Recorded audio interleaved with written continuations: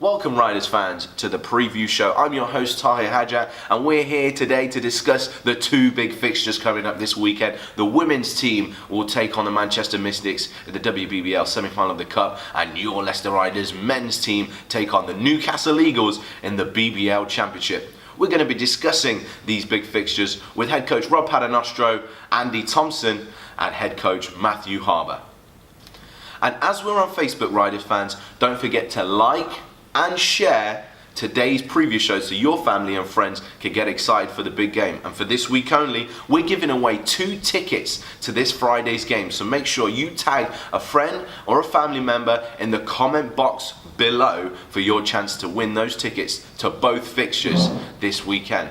And if you can't make it down to the game, don't worry at all. All the games will be live and free on the BBC. Our head coach Rob Paternostro helped to get the BBC coverage underway. So, Rob, how was Worcester on Friday? Yeah, it was great to be a part of that. Having the BBC cover BBL games is exciting. I've heard from many people around the country, outside of the country. Big step for British basketball, and I think that it'll be a real positive going forward for all of us. So, weekend off, Rob, how's practice been? Yeah, it's been good, but I think that all of us would have liked to have played. But we were able to work on a lot of things. We were able to create game-like situations. We had some spirited practices. It was one of them with some buzzer beaters and some emotion. So we tried to recreate what it's like to play in a game. But I know after this long break, our guys are looking forward to taking the floor again. Definitely. And it's a top-table clash coming up. Fabulous Fenoy, you've been up against him many times. What do you expect from Fab's team on any given season? Well, they're always going to be good, you know that, and they're very good this year. I think that he has teams that play hard defensively, that compete, but also get out on the fast break. I think that when you look at them and you analyze what they do, they create turnovers and get out on the fast break. And so, you're playing a high-scoring team. I think they're 93 points per game. And always going to play tough, and that's why these games have been so great over the years.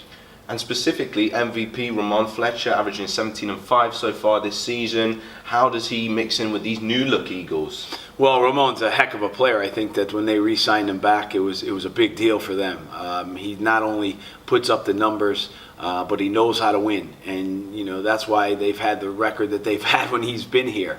I also bringing back Scott Martin, who is probably as good an all-around player as anyone in the league. Defoe back with strength, Lasker off the bench. But yeah, they've added some new players, and I think what they have is a team speed this year. You can see that when you watch video. You can see how they change ends from offense to defense, defense to offense, especially on the fast break. I think that when you look at them, they are very dangerous in transition. Well, thank you very much for that insight, Rob. Much needed for our Riders fans here on the preview show. We look forward to the game. Good luck. Thank you. And now, Riders fans, another great top 10 plays from Hoopsfix from around the BBL this week. Jump hook again, just spins off the top of the rim, and here we go the other way. Oh, great block by Mike. Back and forth, middle. Passing Watson, now it's to Murray. Murray, a quick feed to Tahir with the slam. Play a little bit at the perimeter as well, which he's done very effectively tonight with 3 3-pointers already. Bob's nice pass, good challenge from Set.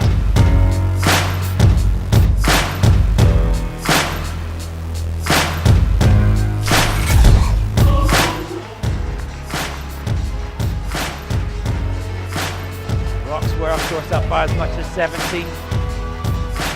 Murray with the slam. Excellent defense from Irving there. Absolutely. I've spoken to him about his play over the years, and he likes to think himself.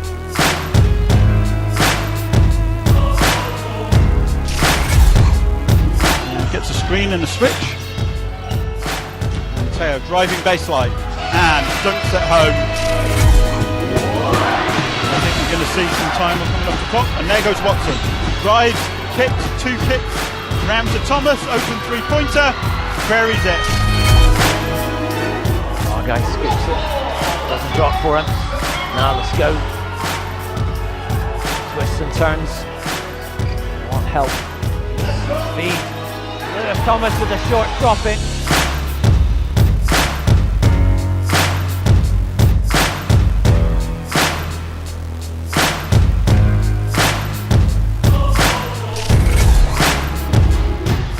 Archer's come the other way. Once again with Quincy Taylor with the ball in his hand. Oh, nice baseline move. Reverse layup.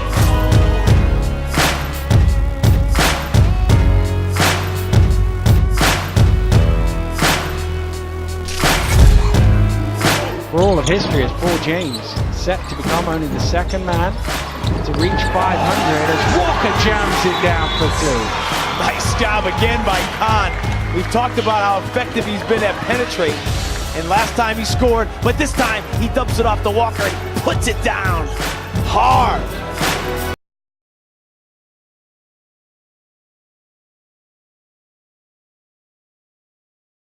Thanks to HoopsFix for the BBL top 10 plays this week. And now, Riders fans, we're joined by Andy Thompson. And he's with us here today to rightly discuss this big game against the Newcastle Eagles. And Andy, how does it feel to go up against the Eagles after playing there for so many years? I'm excited, really. That's probably the best word to describe it. Just excited to get out there and see how the team's compared to them. Obviously they're at the top of the league at the moment, but ultimately just want to go out there and do Leicester proud and obviously come away with the win. How have you settled in the time so far at the club? Yeah, settled in well. Everyone here is really nice. The teammates are really great. It was a smooth transition for me from coming in from a tight-knit team in Newcastle to this kind of setup here. Been welcomed me with open arms, me and my wife. So it's been nothing but good things from us too. Fantastic. We've asked the same question to Rob. It might be a different perspective as a player, but you've had a week off. How's practice been? Practice has been great. There's some stuff that we've had to iron out ourselves and kind of focus on, and I think we've done that this week. We're moving in the right direction, I feel, and those things that have kind of slipped up when we've lost to the Rocks in London, we've kind of tried to rectify that and really stamp our authority on what we want to do and how we want to play, and the start of this week's been good, and hopefully today and tomorrow it'll be the same, and then obviously we can implement that in the game. Fantastic. Well, very reassuring words from our man Andy Thompson here. Thank you very much for coming down and joining us on the preview show this week. Thank you very much. Thank you.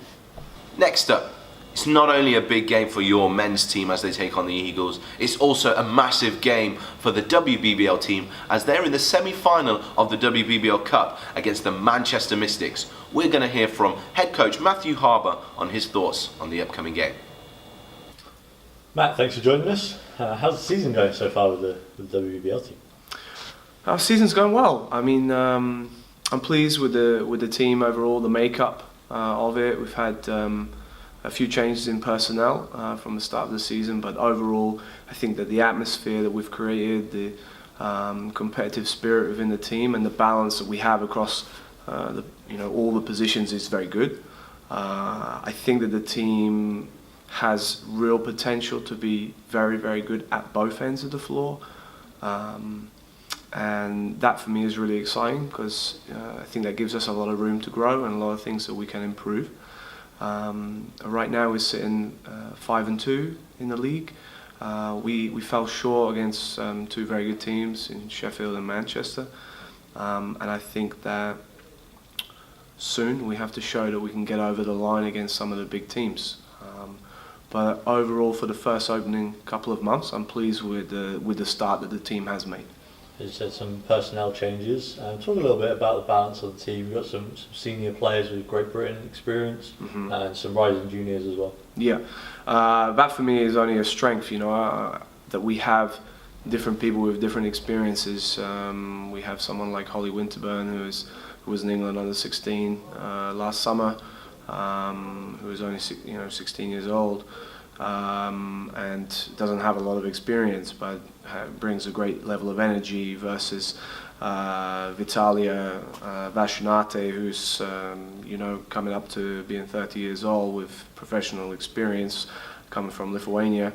And then we've got some British players, as you already alluded to, in the national team in the mid-20s, doing their master's degree. So we have a kind of nice blend of experience and youthfulness to our team.